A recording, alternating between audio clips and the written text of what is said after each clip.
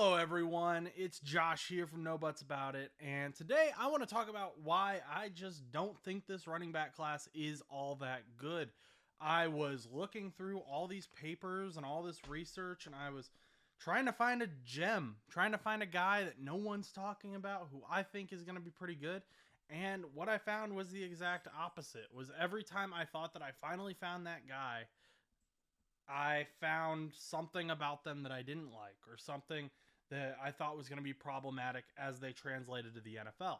So what this video is now going to become is me going through the top 10 ranked running backs according to this beast list here from The Athletic, and just talking about the pros and the cons of each guy. So if you're looking for a quick summary about those top 10 running backs in this draft class, this is the video for you. If you are new to the channel, thank you for stopping by, and I hope you stick around. But please hit that subscribe button. It really helps us out. We're trying to make this a full-time job, and I am currently working like 3 jobs, including this one, so I'd love it if you could help us out. If you are returning, welcome back. You know what we're all about here at No Butts About It. And without further ado, let's get into it.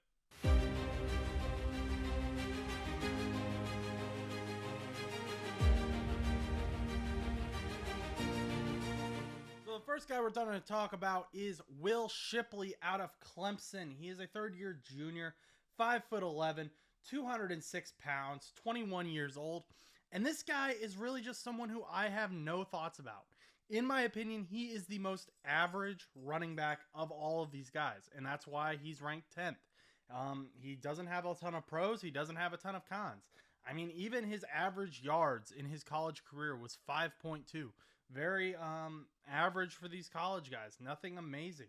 He doesn't have any super notable injuries. He did miss one game due to a concussion last year, but nothing that I think is going to necessarily set him back in the NFL compared to some of these other guys further up on this list. He has a very average size, very average speed. Basically, if you look at anything about Will Shipley, at least as it stands right now, in my opinion, you're just going to get a very average guy. He's graded as a 4th round prospect, and I could see a team taking him in the 4th round if they have an extra pick there.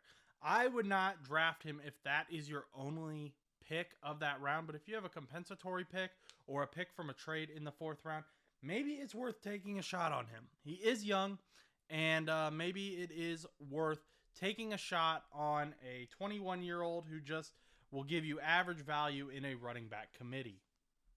The next guy is someone who I have seen on a ton of people's draft boards, and some people are excited about him. I'm not. I would not be too happy if the Bengals or the Colts or one of the teams I root for drafted this guy. It's nothing against him. It just kind of scares me, and that is Kentucky running back Ray Davis. What worries me about Ray Davis is he's going to be 25 years old during the NFL season, and you're going to see this as we go around this list because of COVID and redshirt years. These next 2 to 3 draft classes are going to have a huge disparity in age. Some of these guys will be 20 their entire rookie year and won't turn 21 until their 2nd year in the NFL. And then some of these guys are already 25, 26 years old, and by the end of their rookie contract, they may be going on 30. They may be 29 already, and that's about when that NFL career ends, especially for a running back. Ray Davis, 5'8", 211 pounds, kind of a small guy, undersized, and he's not quick. He's not fast. He ran a 1.62 10-yard, 4.52 40-yard dash. Not something that I necessarily want to see out of a running back in that 4th round. Maybe I'm just asking too much of these guys. I will say that a lot of these guys, and Ray Davis included, do have the advantage that the NFL is going towards a committee-style backfield, meaning there isn't just one bell cow type guy. And most of these guys, I don't think even have the potential to be bell cow type guys. Your Derrick Henrys, your Jonathan Taylor. I don't see that potential out of any of these guys. And Ray Davis is not an exception. He has 746 carries, and he has over 800 offensive touches in his college career. That is a lot of mileage to put on a guy who is already 24 and a half years old. He's going to be 25 during his rookie year. I see Ray Davis best as a gadget guy who you put in as someone to alleviate some carries from your other guys. Maybe you put him in as a third down back. He's going to get you those 1 to 2 yards with a potential high upside to get more yards than that. I did notice in his film, he did have the ability that if he got in open field to make big plays, but he had to do it through the scheme. He wasn't going to do it through necessarily just breaking tackles, that type of thing. It seemed like he'd be much more successful in a gap scheme where you just kind of tell him where to run it up that gap, and hope he gets the yards that you need of him. Next guy up is Bucky Irving out of the University of Oregon. Once again, kind of a tinier guy. He's only 5'9", 192 pounds. His advantage, though, is he's only 21 years old, which means his mileage isn't as much of an issue, and he does only have 475 carries, which is still a little high, but it's much better than the last couple guys we've talked about. He does have 2 1,000-yard seasons in his college career, and he does have good efficiency, averaging 6.2 yards per carry in his college career. My concern with Bucky Irving is once again just that undersized, underpowered. Not sure that he's going to be someone who is going to be able to break tackles in the NFL, especially when you think of all these great run stoppers we've had, like DJ Reader, just having those guys up the middle. You've got Tavondre Sweat in this draft class. You got Johnny Newton as well. So we've got some big boys coming to stop runs in this draft class, and we don't have necessarily a lot of running backs who are going to break those tackles. So kind of a disparity there. The thing about Bucky Irving, though, that puts him above the other two is that he is a good pass catcher. You can put him in the flat, and he will get a few yards after the catch. He can be trusted to catch the ball. So he may be a good running back to once again put in on those first down plays, committee style. He could get you a few yards, isn't going to get anything huge, but he can also be put on a wheel route or put into the flat and be kind of a check down guy for quarterbacks if they need that in the offense that they are in. I don't see him being super productive as a true running back, though. I probably see him at his ceiling being kind of an Austin Eckler type, where he gets most of his yards through receiving. And I know Austin Eckler is very highly touted up until last year. He kind of had a down year. And I really like Austin Eckler too. But if you watch Austin Eckler, he gets most of his yards through his receiving game. He doesn't get it on the ground as much. So that's kind of where I see Bucky Irving going. Nothing necessarily bad about that. But if you're looking for someone to be a true running back, Bucky Irving isn't that guy. This next guy is probably the guy that I think has the highest amount of upside in the NFL compared to where he would be drafted.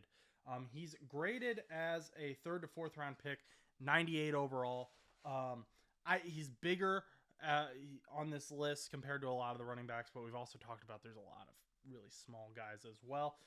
He's young as well. He's one of the youngest guys on this list. He's only 20 and a half years old, which means that he will be 21 near the end of his rookie year, and you might be able to get some decent mileage out of him. Only 373 carries in college, and if you don't know who I'm talking about yet, I am talking about Notre Dame running back Audric Estime, and he kind of fell, I think, just because of his combine time. He didn't do great at the combine. He ran a 4.71 on the 40-yard dash. I believe he hit like 4.54 at his pro day or something like that. And obviously pro day times are juiced a lot because the colleges want to make their guys look good. Understandably, those times are unofficial though. So what I'm going to do is I'm going to just assume like he's around a 4.6 because maybe you get a little bit of juice. Maybe he had a bad day at the combine. Mix of that, maybe a 4.65 is his real time. No notable injuries, which is great. I think that his carries make me really happy. And on top of that, he is young. He is a downhill runner as well. He's strong.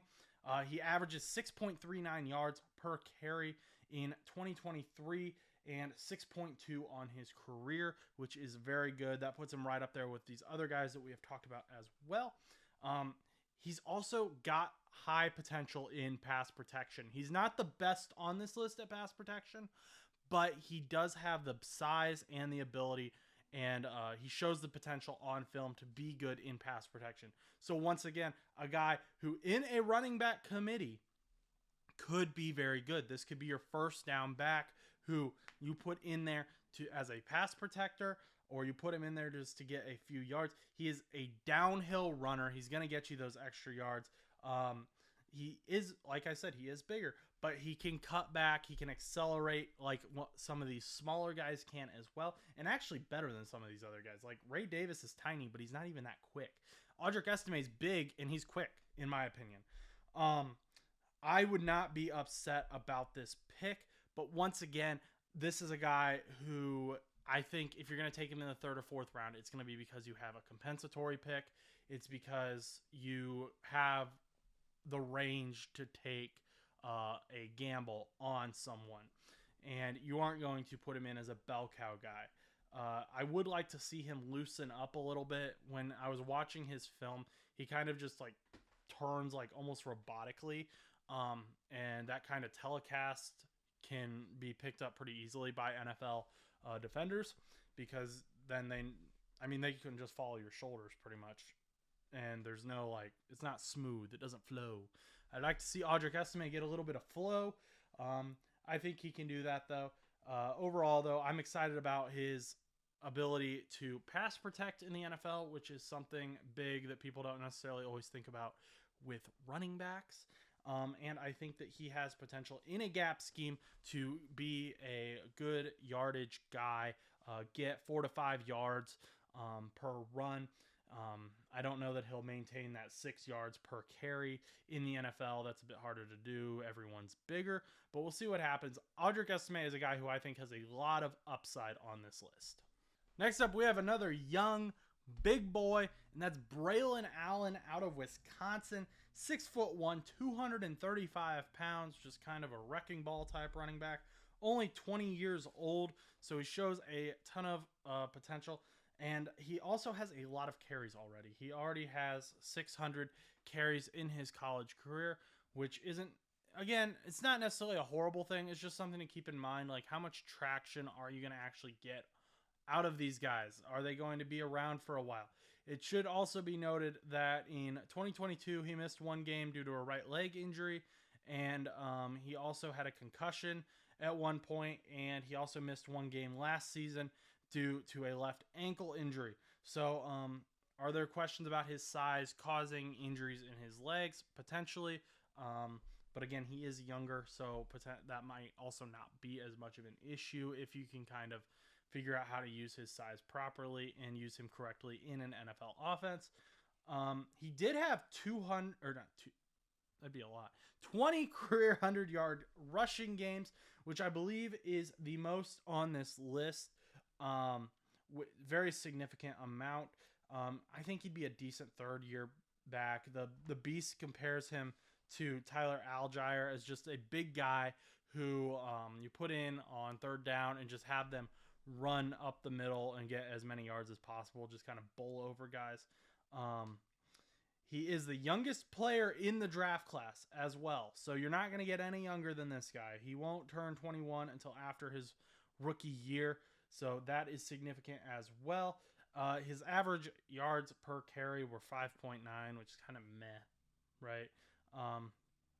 He has good awareness for his blocking ability, but it's not the greatest. He does have the size, though. So if he could go to a team with a coach who's able to refine that blocking ability, that's where Braylon Allen from Wisconsin is going to thrive. Not my favorite pick, though. Kind of someone who, if Bengals took him, I'd be like, okay, he's there now. Let's make the most out of it. Okay, Marshan Lloyd, USC. First of all, love his work ethic. Like, when you read about this guy, his work ethic is great. He would travel 4 hours every day one way to get to school so that he could go to a school with a better football program. His mom would drive him there every day. And this guy, when you look at his background, you just are like, dang, this is the work ethic I want. The problem is he's older and he's short and he's kind of heavy. He's 5'8", 220 pounds. He's 23 years old, which isn't like super old, but it's definitely old for this draft class, and this draft class is older in general. He does have a low workload though. 291 carries coming into the NFL. I worry about him though because he was injured every single year. At South Carolina, he missed the season with a left knee injury. In South Carolina again, he missed a bowl game because of an injury. South Carolina missed 4 games for a thigh contusion. Then he transferred to USC, where he did lead the team in rushing and was a honorable mention All Pac-12. However, he missed 2 games from injury. So he isn't someone who you can necessarily depend on. He's quick, not fast. He gets bounce happy. He doesn't really make decisions very well. He kind of reminds me of Joe Mixon at times because and I love Joe Mixon. Don't get me wrong, but Joe Mixon would bounce behind the offensive line. He wouldn't run it, take his gap, or he'd miss his block sometimes. And I think that's kind of what we're going to end up seeing out of Marshawn Lloyd.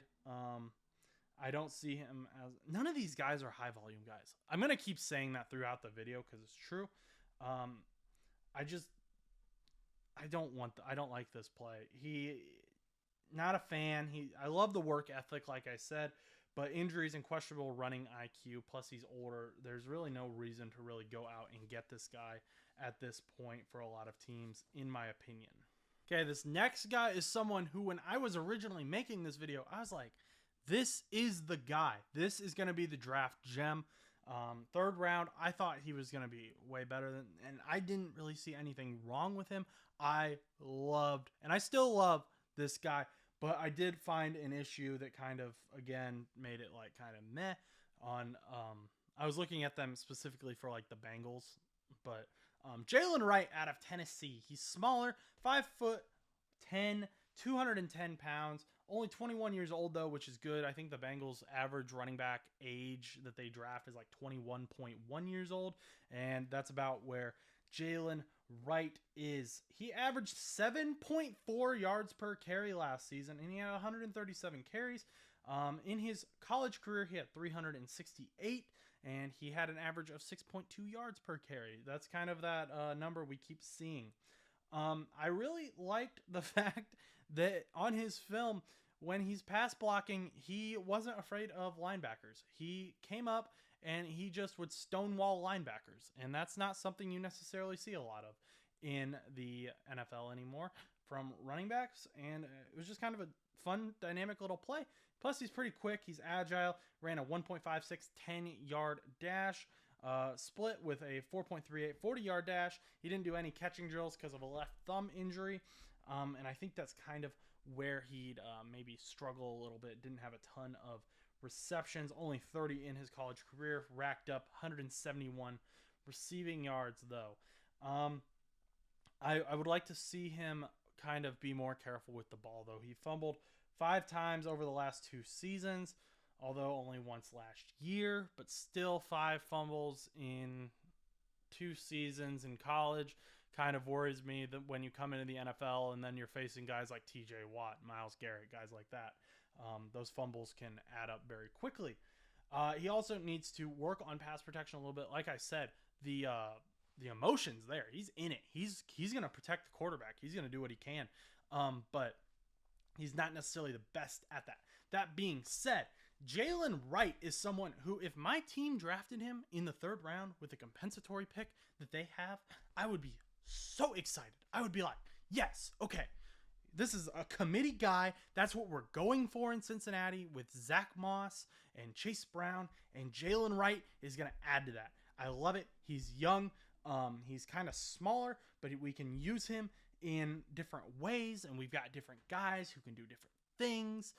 I would just love this pick. I think this guy has a huge upside if his pass protection can be developed. Also, the Beast compares him to Jerome Ford with the Cleveland Browns, who I loved last year. When Nick Chubb went down, Jerome Ford stepped up. He was so fun to watch. I ended up getting his autograph from a trading card box that I pulled, and his autograph was in it. I was super excited.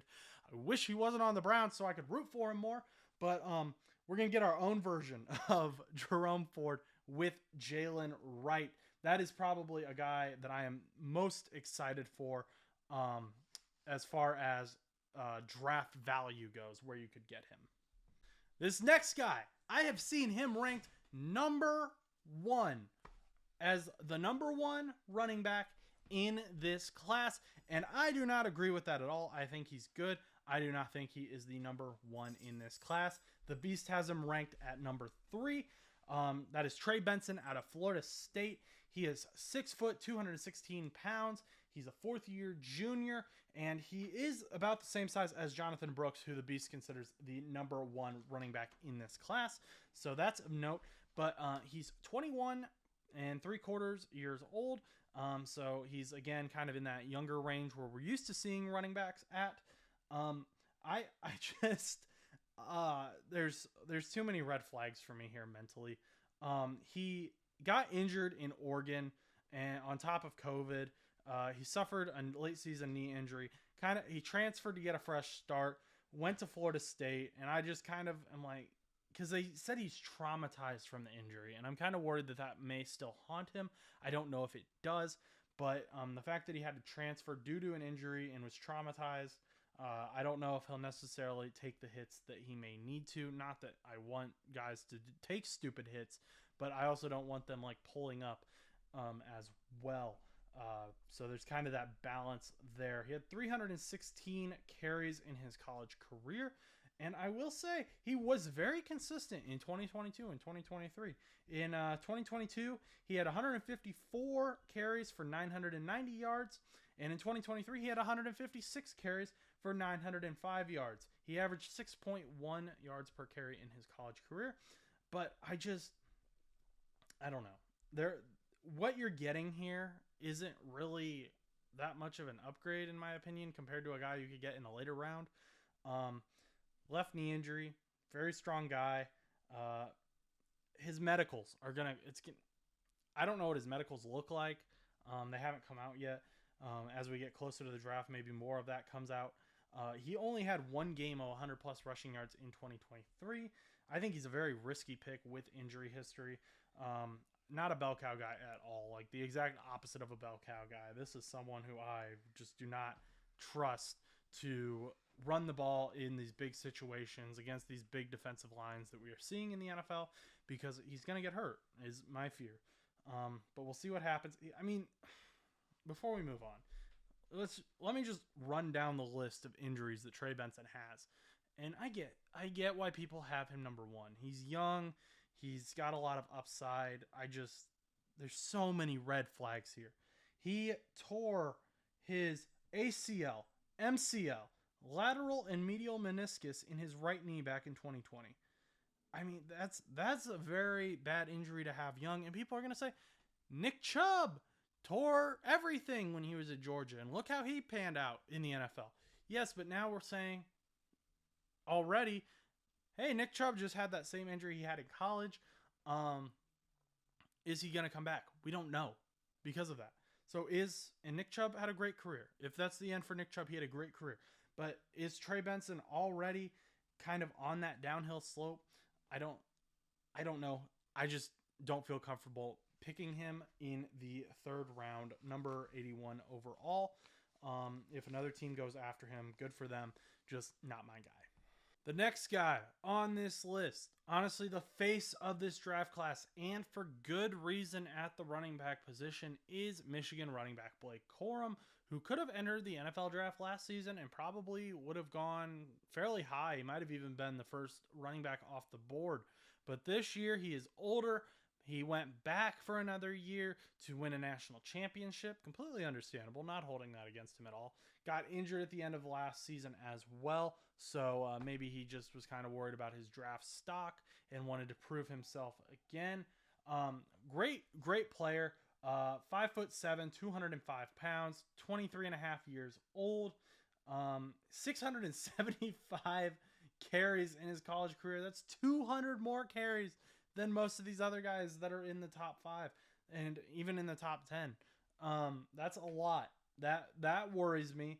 Plus, he did have that second-year injury, or injury 2 years ago that ended his season. And he did have a drop in yardage. That being said, the drop in yardage was from 1,463 yards down to 1,245 yards. So still amazing production out of this guy. If there's a guy on this list who I think could be a bell cow, who has the most potential to be a bell cow, it is Blake Corum. His pass blocking is going to be questionable at first due to him being undersized. He's kind of a tiny guy. That being said, he finds a way to get things done. He isn't great this is hard for me because the Bengals running back committee, Zach Moss would presumably be the pass blocker, and Blake Corum is a tiny guy, and I think he'd probably only do better in a team with a strong O-line and a run-heavy offense. But I also really liked watching Blake Corum at Michigan, so I kind of want him still. But if I'm being objective, this wouldn't be a good move for the Bengals as I see it right now.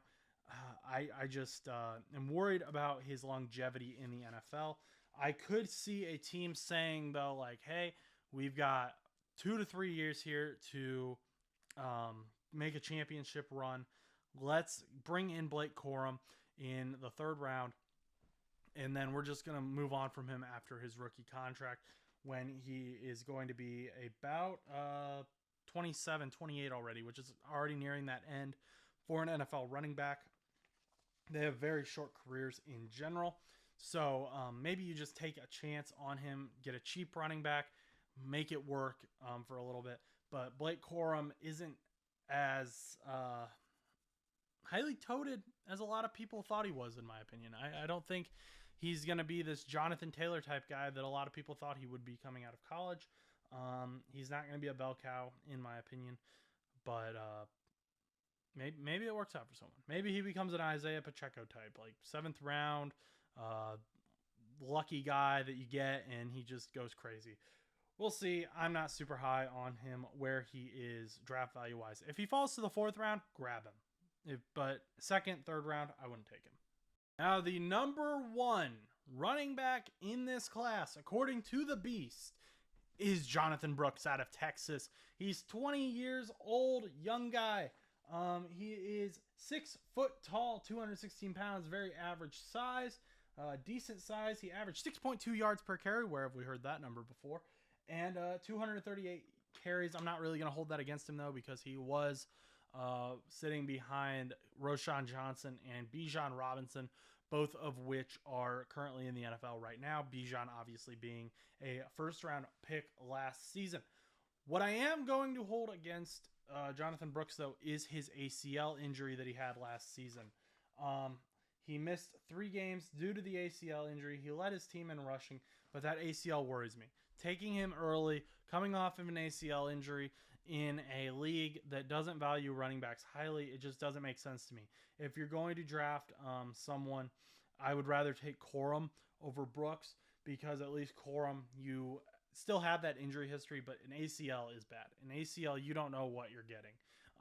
And that could get re-injured pretty quickly, especially at that running back position. He's also inconsistent with his patience. In film, sometimes he would move quick. He would commit to a gap and he would run it. And other times he'd do that bounce thing like we talked about before that Joe Mixon kind of did. And he would miss gaps. He would miss runs. He would lose yards because he was busy bouncing back and forth. He was non-committal to a gap. He was non-committal to a scheme and didn't follow blockers when he should have. He does have big play potential, but that big play potential is also kind of balanced out by that ability to lose yards due to bouncing back and forth. Not a huge fan of Jonathan Brooks. And like I said, I'm not a huge fan of this running back draft class. If you're a fan of a team that needs a running back, I would not be very optimistic right now, if I'm being honest. And I don't want to like just sit here and like crap on these guys. But this is an old draft class. This is a draft class where if they are young, they've got a ton of carries. There's just a ton of issues here. And there's no one here where I'm going to be like, if the Bengals or the Colts select him, I'm going to be like standing up screaming like, yeah, we got that guy. Like I would be if they get like Ben Sinnott or some of these other guys we've talked about at other positions. But that's kind of just a quick summary for each of these players. Let me know what you think down in the comments. Do you think any of these players do have high potential? Jaylen Wright is my favorite of all of these guys. But again, he has his own set of issues as well. So who do you want your team to grab if you think they should go after a running back? Who do you think is going to end up being the best running back out of this draft class? Let me know down below. And if you've made it to this point, we're 30 minutes in, so you might as well subscribe. Thank you so much for stopping by. And until next time, go do something nice for someone.